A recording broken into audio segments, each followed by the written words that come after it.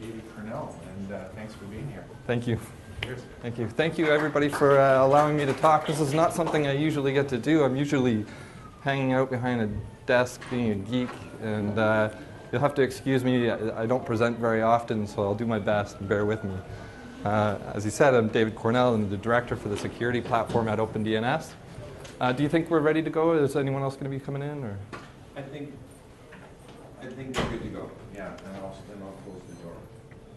All right, so today I'm going to be talking about blocking malicious traffic using machine learning and big data, which is always a fun thing to talk about and a fun thing to hear about if you don't get to really get into depth in the malware industry. I'll give you an insight into what's actually going on at a 1,000-foot view, which is where you kind of have to be these days because there are so many threats. There's so much automation going on in the threat actor space that you really need to think a little bit different about how you protect your customers. At any point during this presentation, feel free to ask me any questions. I want this to be interactive. There's a lot of, it won't be quite as much material as Jeff's presentation, but hopefully there'll be some good discussion points where we could stop and have a quick... I thought it was a compliment. It was a very good compliment. His timing was perfect. Okay, so what is OpenDNS? OpenDNS runs a worldwide network of DNS resolvers. We've done so since 2006.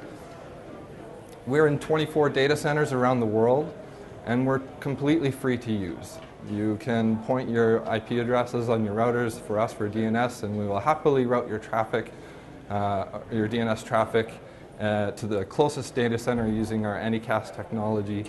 Anycast is a way for, no matter where you are in the world, we always give you one IP address to talk to. When your computer goes out to reach to that address, it finds the closest data center. So with that in mind, we have two products. One's called Umbrella. It's our enforcement product. And that's what our enterprise customers use when they want to get further visibility into their DNS traffic, as well as apply policy to it, as well as obviously get great threat protection. We have another product that we call Investigate, and that's our threat intelligence product. It's kind of it's a darling product of mine. It started out as a research project internally. When our research group first formed, we started building tools to get better insight into what was going on in the DNS traffic. We started building up this massive graph database and passive DNS database. And one day a customer saw it and said, I have to have that. And that's how that product was born. I'll go into more detail on that one. So not only do we have a massive amount of data, but perhaps the more important part is the diversity of our data. Because we operate on DNS, and we see all of we have DNS over like large majority of the world. We have such a great diverse set of users, from ISPs that just happen to use us for their DNS, to small networks, to free users, to universities. It gives us really, really good insight. It tells us where the threats are coming from, who is launching them, where they're going to, how wide the net of attack is, and more. So what kind of data are we talking about? We're talking about 65 million enterprise consumer users across 160 countries rely on OpenDNS for resolution. This results in 80 billion DNS queries per day. So when you think about that for a second, we have to ingest these 80 billion queries per second. Those queries, kind of like Jeff was showing, is kind of like a phone log of, this person asked about this domain, and this was the type of query, and this was the type of response we handed back, so on and so forth. That fills 4 terabytes of disk every day. And we have to replicate that many times across our clusters. It requires a lot of hardware to be able to ingest and analyze that data in real time. This is our view of the internet. We're big on visualization because we have so much data, it's interesting to see the relationships between each of these networks. And what you're looking at here is a 3D visualization of all the autonomous systems on the internet. Taking the data from all our internet requests, we built an in-house visualization engine that we call Open Graffiti. And you can actually go and download this software. We open sourced it not so long ago. We take all of these relationships between the autonomous systems on the internet and where requests are happening. And we built a graph, and we visualize that in our engine. And what you're seeing here is all of the regions that are connected tightly together stick together in the center, so all of the core networks on the internet. And as you get further out, you start seeing these clusters starting to appear. And what you're looking at is a tier 2 system, and then finally like smaller hosting providers on the outskirts of the internet. As a result, we can see where attacks are staged. Here's another example of the visualization with Open Graffiti. You can see here all the connections between related domains and IPs for one particular attack. This attack in particular was a visualization of the dark hotel attack that happened back in 2014. It was a cyber espionage campaign that was targeting well-known corporate executives, political leaders in Malaysia, Japan, India, and other countries. And after successful exfiltration of the targeted data, they were able to remove any trace of their existence from the network, making it much harder for security professionals to put the pieces of the puzzle back together. What's also worth noting, we run a service called Fish Tank. It's been around for a long time, and it's a community-driven service where users, anyone, can report phishing URLs. They will be moderated, approved, and then distributed into our products, but also many, many, many, many other security products around the world. So if you feel like helping out, we could always use more members. So at a high level, what do we do? How does the security classification work? We ingest all of that information into real time into our massive graph database. Then we apply a statistical model and human intelligence to the data. From there, we identify the bad sites from the good. That's it. Not quite. So what we actually do, and we use our global intelligence to help individuals who have a much narrower view of the internet. So for example, if you have a single indicator of compromise in your network, we can mix that with all of the relationships we know about that indicator of compromise. And from there, we can speed up investigations, we can stay ahead of attacks, prioritize investigation and response, and enrich security systems with real-time data. So I'm going to take a step back now, because it's like, where are we going? How do we get into the talk about algorithms and whatnot? And I think to do that, I need to kind of get on the same page of where we are with the state of threats today. And I'm going to first start at the top, like how does a typical attack vector happen, and then we'll dig down into a couple of particular cases, right? So we have a typical attack that's launched on an unsuspecting user who's browsing the web or checking their email. It always starts with an initial contact, right? So you have a normal website, you have a compromised website, or you have a spammed link. A normal website, you could get infected via a malvertisement that's been placed on the page. Some malware advertising services allow you to inject JavaScript into their ads or Flash content. That Flash content could be malicious and could exploit the browser immediately using browser exploit or Flash exploit, or the JavaScript might just simply redirect the user somewhere else. Compromised websites, a similar sort of thing. A vulnerable WordPress plugin, an unpatched server.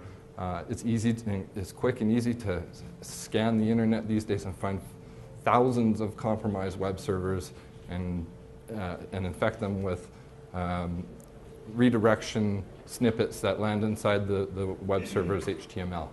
That HTML, same purpose. The purpose is to redirect the user to a place where they can be infected. It's also worth talking about traffic direction systems in blue here. Traffic direction systems are basically a way to get a lot of traffic to a malware site. And you can rent them as a malware author. You can pay someone to get you traffic, and you will get the traffic that you need to your exploit site so that you can then infect those users. The exploit server is the kind of end of the funnel for a lot of this activity, where you can go and rent an exploit kit. That exploit kit will quickly run through a list of vulnerabilities that are current. It'll try them all, and whatever one you happen to be vulnerable, whether it be your PDF file, your Flash file, or your Flash version, your web browser, etc., it will exploit that and deliver its payload. Of course, the payload being any number of things, and a large variety of them. Sometimes it's a banking Trojan. Of course, sometimes it's ransomware or malware that is info stealers and what have you. So this is, has anyone ever seen an exploit kit before? Okay, I know you have. All right, so this is an exploit kit. So as an attacker, you can go and purchase one of these kits. You would then find a web server to install it on, and you would pay one of these traffic direction systems, send out a bunch of spam, or infect a bunch of web servers to get traffic to this system. That system will do what I said, launch an array of vulnerabilities against the incoming user to deliver the malware. This is the control panel that they see on the back end. So I can't read all of these labels for you, but I can tell you in general, they're looking at where their users are coming from, what their infection rates are, which statistics, traffic, browsers, exploits, countries. Right. Yeah, so they're looking at where their users are coming from, what operating systems they're running, which browsers they're running, everything that they need to know to keep track of the health of their campaign. And the other important part is to make sure that their campaign lasts as long as possible. And that is the key thing that we're going to be talking about today, is about why it's important to understand the way the industry is changing from a very unique, we craft a piece of malware, we launch it in an attack, to this commodity-based malware where it's just blasting out tons of domains that are used every few minutes as part of their campaign to stay alive as long as they can. This particular exploit kit's actually quite old. I like using it because it's one of the nicer, polished UIs in the exploit kit world. It was the author that behind this kit was Ponch. He was arrested in December of 2013.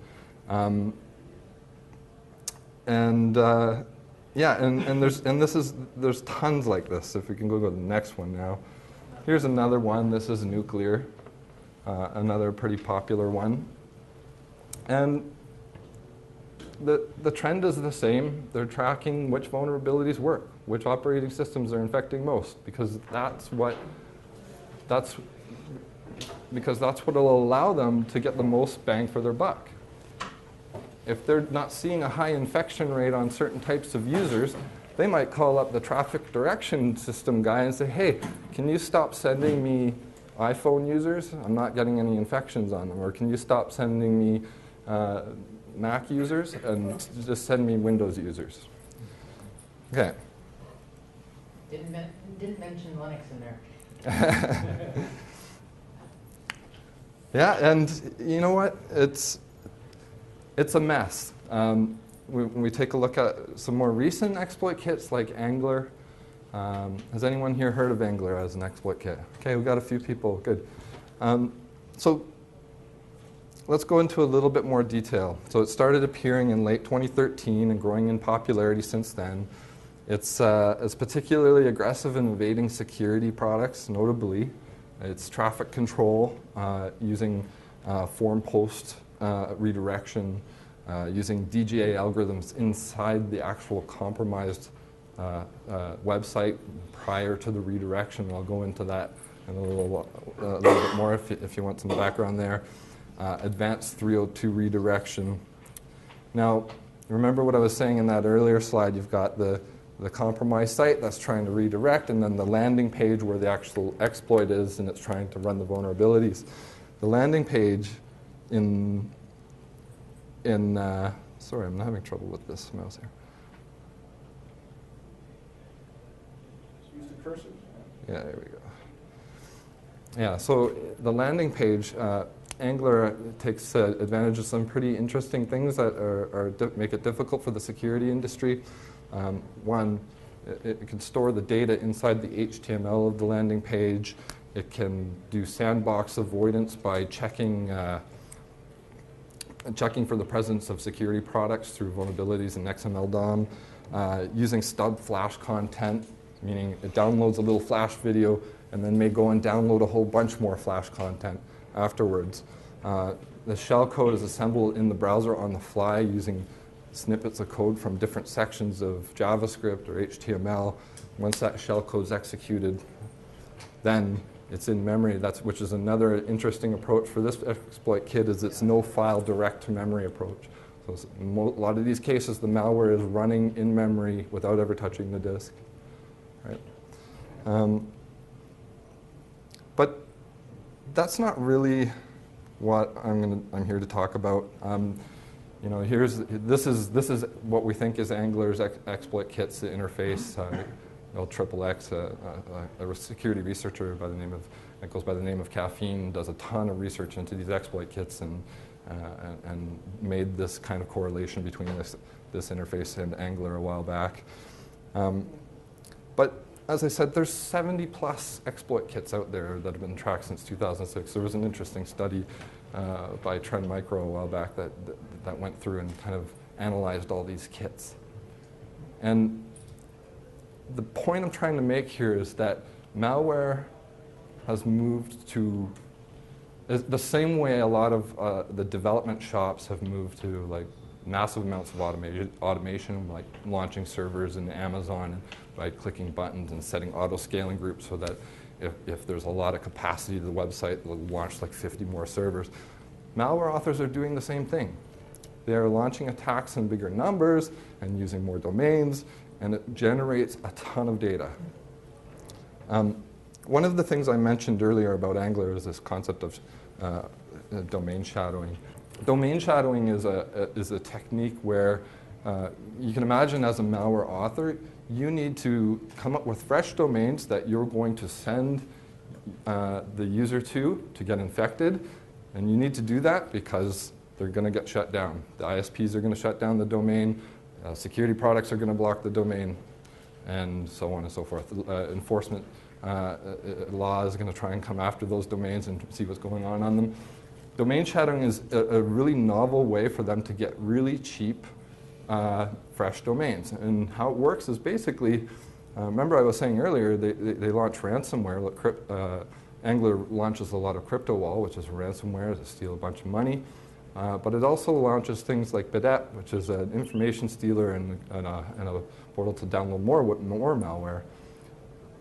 When those information stealers are running, they can steal things like credentials to your GoDaddy account. And what we think happened here, and I'm just hypothesizing here, is that you're launching a campaign to make money from ransomware, but you're also infecting computers around the world to gather information that you can use in future attacks. In this case, a whole bunch of GoDaddy credentials are stolen. They then log into those GoDaddy accounts. They add what we call a wildcard record to the legitimate domain on some subdomain of that legitimate domain. And the reason why they do that is that they can now register or use all of these different types of domains in their attack. And you can, because it's a wildcard entry, they all go to the same IP address. So that tricks up a lot of security products because you're just flooding it with domains that are being used in the attack. And in this case, Angler is using proxy servers for these addresses. So what happens when you get to here is you're actually hitting a proxy server, and that proxy server is then feeding up the landing page where you're going to get infected. That proxy server can be quickly torn down and launched again. They have a whole health monitoring infrastructure in the network that's looking at all their proxy servers, and if any one of them goes down, it'll just kick up on one somewhere else and go and change some DNS records for their new launch. This is all about staying alive, right? Making sure your system doesn't get shut down and ensuring that that revenue is always coming in. Has anyone ever had to seen this in their network where they've had to block this type of redirection? Okay. So yeah, if you administer a domain, one of the things you can do is use two-factor authentication. That'll prevent the bad guys from getting in and changing your DNS records. Use email notifications so that you know when your DNS records are changing. That's one way to help. So when we talk about the amount of data, we're looking at, I took a look yesterday, we're currently blocking 5.7 million domains in our data set. And keep in mind, this is a data set that we prune all the time to keep it lean and only actionable, blockable domains that are in there. And we're adding about 60,000 per day. When I got into the security business, I actually worked with this guy down the street at Sophos, and I was doing some analyst work. And back then, actually, before they were Sophos, they were ActiveState, and I was working in their anti-spam department. And when I showed up on the scene, you could block a couple domains. You can throw them into a text file, and then a package would go out once or twice a day, and that would be good enough protection. And there'd be some heuristics and some other things in there. We started getting, things started kicking up. We had things like DCC where checksums were of spam would be hosted around different servers around the world, and the global network would figure out, hey, this is a hash of a spam message, and they would all share that information. It became pretty much the same thing as what's happening in malware over the past 6 years.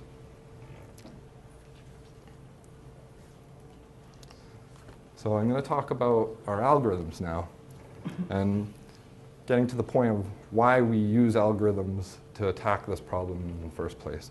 There's so much data, you need to kind of take a step back and look at the patterns. One of them is our Cooccurrences feature. And what it does is it returns a list of domains that were looked up around the same time as the domain being checked, right? So each one of these lines represents a session, a user session. A user went to A.com, then B.com, then C.com. And if we know that they went to B.com, then C.com, and we know other user sessions also followed that pattern, these domains are said to co-occur. Okay? So each domain has a co-occurrence score indicating a frequency at which two domains co-occur, with 100 being a one-to-one occurrence. A co-occurrence is a way of representing relationships and interconnections between one or more domains looked up by the same client.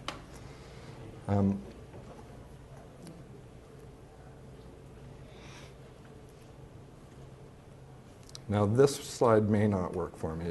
It was having trouble last night. We'll see what happens. Okay, so sometimes when describing like highly technical subjects in network security, it helps to use pretty pictures. Here we're using a 3D graph of the visualization engine that I talked about earlier to highlight co-occurrences of domains with so that you can kind of visualize what's happening inside. This particular attack, I believe, was the dark hotel stuff that I was talking about earlier. So let's talk about DGA detection. I mentioned DGA earlier. So DGA, has anyone heard of domain generation algorithm by show of hands? Okay.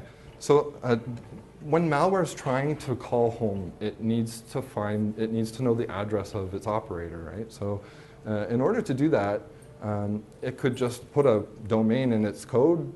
When the author writes the code, he can put like abc.com, and that's where I'm going to exfiltrate my data to. But it's not going to work very well. Security industry will block that very fast, right? So they need a way to be able to get the data back to its command and control while domains are being blocked all the time. So that's where DJs come in. So most of these algorithms will use a current date and a seed to generate a unique domain for that day, sometimes thousands of domains. The operator of the botnet only needs to register one of those domains every so often in order to maintain control of the botnet. So I'll show you some pseudocode here. The function takes a month, a year, month, and day, and it'll return a random looking domain for that day. This particular algorithm was used in CryptoWall. Remember that? Yeah, so the first iteration of CryptoWall used this simple algorithm to generate its domains. So you can see the outer loop will run 16 times. The inner loop will generate a new character on every iteration, and you end up with a unique domain for that day. Just to illustrate it further, these aren't actually what that algorithm would have generated. I just typed in some random characters, but on January 7th, it would have been that domain. On January 8th, that domain, so on and so forth. Okay, so that's a lot of domains, and not all of them will be registered. The operator, again, will only register one of them. And what's happening is the malware goes, what was the domain that I registered way back here in November, and way up here in what will I register in October? And it'll go and check them to see which one has been registered. So the malware operator can just say, I'm going to register this guy, and my bots will talk to me for a while, and when that gets blocked, I'll register another one. Okay. Here's what that traffic looks like. Now, keep in mind, we track the amount of requests going to every single domain we ever see over time. So we can tell you for any domain on the internet, what's its traffic pattern, right? This is the pattern of a DGA. So you can see there's absolutely nothing, and then there's a little bit of a bump, and that's when all of the malware that's out there is contacting that domain. And this one in particular wasn't even registered. It's just hitting it, not getting any response. Just making it clearly the NS domain. NX domain. Yeah. Okay, so how do we protect against stuff like this? Our preferred method is to reverse engineer the DGA.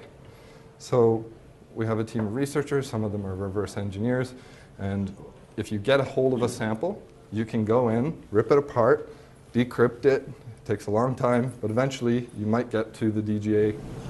So the secondary method is some of these DGAs are reliable and we can block them and it's great. We reverse engineer them. Other times we can't, and so we need a backup plan. So what we do there is we have a secondary algorithm that runs in real time. That has millions of events per second are coming through the system. We have a model that's based off of bigrams and trigrams of the language of domains. And what we're doing is we're basically looking for domains that look like they were generated by a machine. And I love this algorithm because when you're watching what's going on, you can actually look at the hits on this algorithm. And when it spikes, that in itself is another algorithm. When we see that spike, we know we have a new DGA to look at. Right? The bad part is it's reactive. The first victim suffers. Right? Someone has to take the fall for the rest of the people to be protected from that domain. And also, a lot of real domains look like DGAs, so there can be false positives. And I'll talk about that, how we deal with that in the future. So that was that algorithm. Similar to Cooccurrences, but with a twist, is our algorithm that we call secure rank. And conceptually, a good abstraction of DNS traffic is a bipartite graph. It's huge when you're looking at even when you're looking at a small fraction of the internet. The left set of vertex consists of the client machines, the requesters, making the DNS requests, and the right set of vertex are the host names and requestees that are actually requesting that traffic. So how does a bipartite graph give us an edge in security? Consider google.com. It's got a bunch of edges because it's very popular, and some evil site.com, not so much. As the Google vertex appears more densely connected on the graph, the popularity rank can be inferred using a page rank-like algorithm. However, popularity alone is not a good enough indicator of maliciousness. So what about layering that graph with existing knowledge of what is bad, right? So that's what we do. We take you imagine the right side of the graph being red, left side being green. We're likely to see the clusters of red zones, and they're quite separate from green zones with intersecting links. So we generalize the above observations into a hypothesis that host names requested by known infected clients, but never requested by clean clients, but never requested by clean clients, are more likely to be bad. So this algorithm is quite good at trapping a lot of stuff that the other algorithms don't catch, but has a problem that it catches a lot more than we typically want. Okay, so the next one is a fun one. It's natural language processing at its core. What we're doing is we've noticed like a pattern that is typically used is typo squatting. So the attackers are trying to create domain names that look like domains that you would typically go to. So you can see here the domains used in dark hotel and Carbonac, or PayPal phishing, etc. So quite simply, what we're doing here is we're looking at the edit distance between two domains. So you have an initial domain with this zeros instead of O's. And it's 2 edits, 2 substitutions, which is a penalty of 2. And what that does is it allows us to give a score to every domain to say how likely is this to be trying to typo squat something else. Okay, this is my favorite one. And I've got a t-shirt for whoever can help me answer something here. Okay, so I'll start by saying this is what a healthy website looks like to us. After looking at a lot of domains, it's kind of like the matrix. You get used to understanding the patterns. And Jeff, you were talking about earlier, you know the anomalies when you see them. You get used to looking at them every day. So this is a healthy website. You can see that it's less at night, not so much on the weekends. It has a lot of traffic. It's 100 million plus DNS requests daily. And this is Facebook. But you can see when people go to lunch. Yeah. Yeah, the little dips at the top. Okay, so here again is our picture from before. It's a DGA domain. It has a very unique pattern. And what we're trying to do is with this algorithm, we're trying to find that spot, right? That first instance of something like this happen. Here's an Angler proxy domain. Right? So this pattern, this slow ramp up, followed by a lot of interesting non-uniform spikes that we saw with daytime traffic and weekend, more campaign-based. And when I see these Angler exploit domains now, I can just see this pattern over and over again. I'm like, Angler, Angler, Angler. And then we decided, okay, we need an algorithm to do shaping of these waveforms to actually classify them into what they are. So that's what we do. Now here's where you can get a t-shirt. What is this one? Take a guess at what that traffic is. Keep in mind, it's DNS traffic. Some kind of sports. Huh? Sports or something? No, because look, there's actually nothing going on here. Very flat, long, drawn-out line here. Weekend? Pardon? Weekend? Weekend? So I'll give you a t-shirt because you guys both guessed. Sorry, it's a medium. That was 40 years ago. Okay, so this is actually DNS tunneling. DNS what? Yeah, so there's certain types of malware out there like PlugX and SoGoo that to exfiltrate the data, they use text records in DNS. Right? And this has actually been going on a long time. You can go and download an open source software to actually create an endpoint between inside a network and a server called Iodine, and it will tunnel files over DNS, and that's what it looks like to us. So as a network administrator, you'd want to be looking for lots of successive TXT record type traffic. So what are you saying? It's transferring a file using Yeah. Yeah. over port 53. Yeah. So this is DNS. If you think about it, there's a request and a response. Yeah.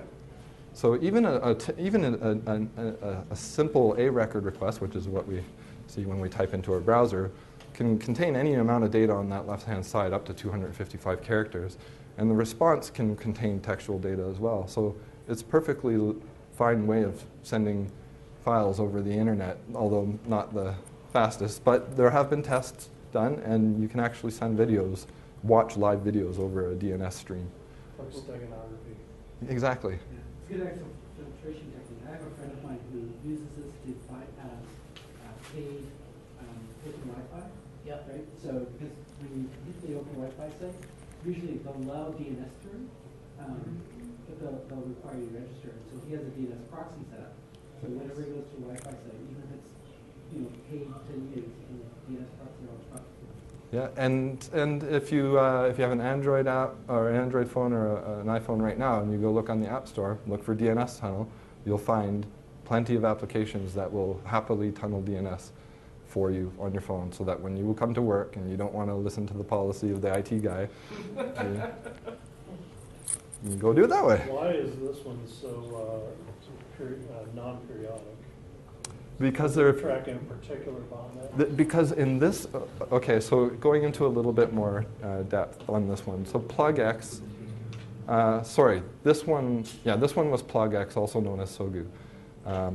And in this particular sample, I got my hands on the sample, and what I found out was that the malware was taking Trend Micro's software, the actual thing that intercepts email and like their little proxy, and took the code, used it in the malware to actually be an intercepting proxy for email. Then they'd write some rules on top of it to look for certain types of documents talking about business deals or whatever, right? And when they trigger, it would send the file out over DNS.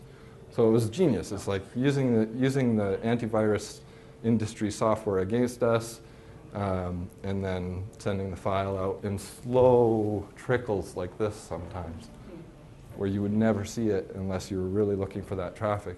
And when I say looking for text records in your DNS traffic as indicators of compromise, they can do it over simple A records over long periods of time. And you would, like, if they really wanted, they could send 3 characters at a time. So. Okay, so what do we do with all this intelligence? I mean, I've shown you a bunch of algorithms. We don't look at the output of every one of these algorithms and try and figure out whether we should block something.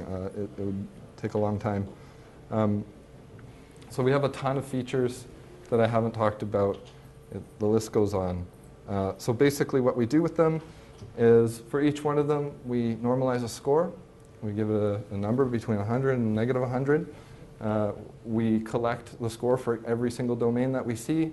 That big machine in the middle there is a classifier, is a decision tree-based classifier that we built in-house. And the reason why we chose a decision tree-based classifier is most systems won't allow you to ask them why they did something. Decision trees are really good at allowing you to see what rules the classifier took to come to the decision that it did. From there, we come up with a security graph score that we show in our Investigate product, as well as how we determine what goes to our block lists. And we're done. So that's all I've got.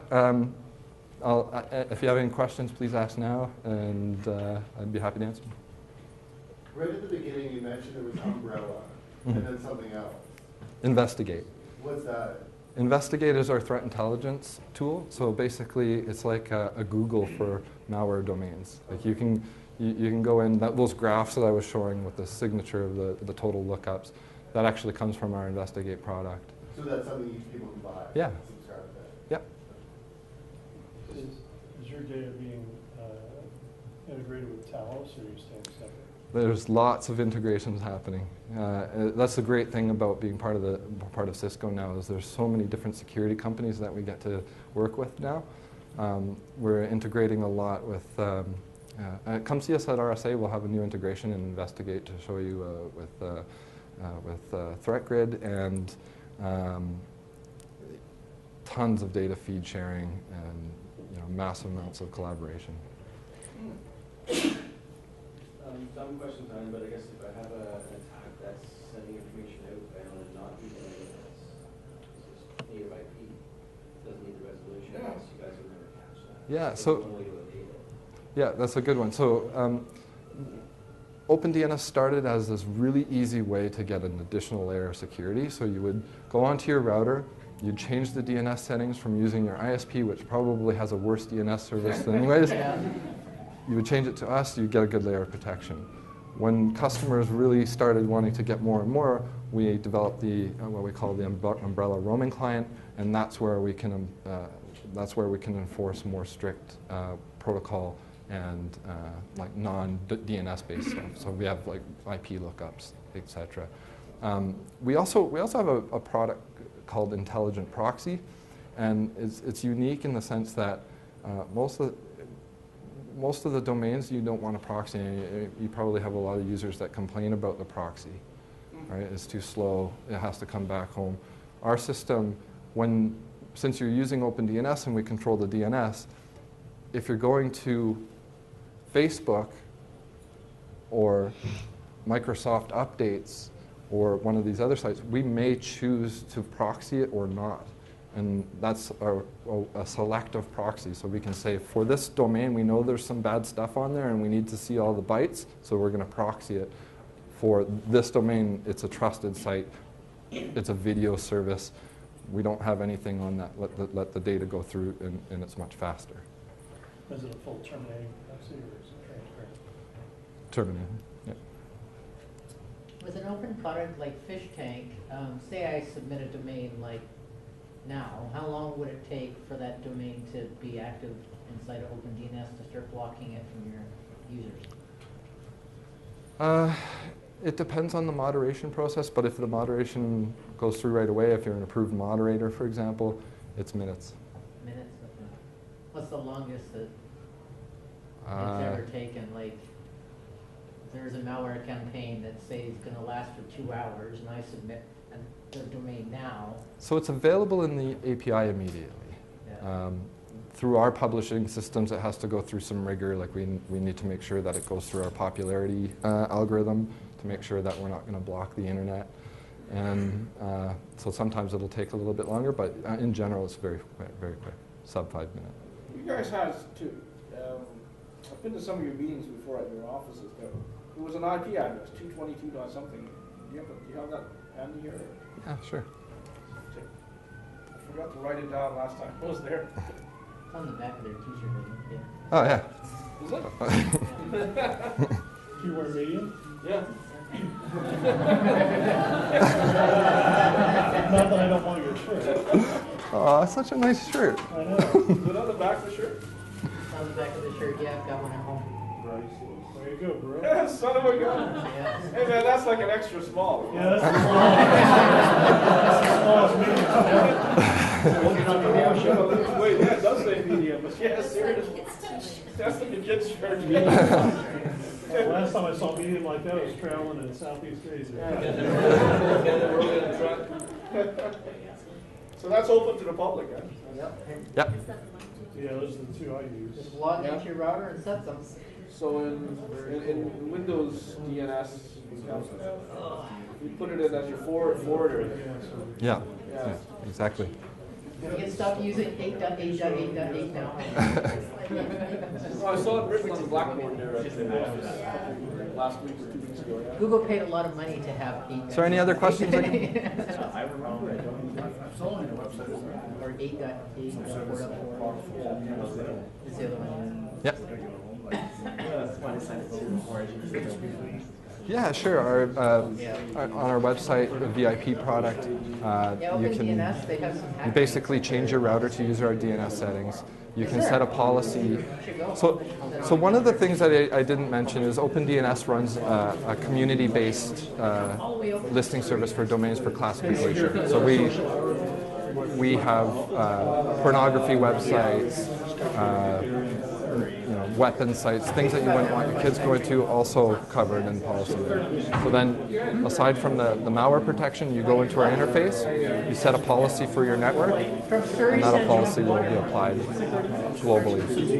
Yeah, and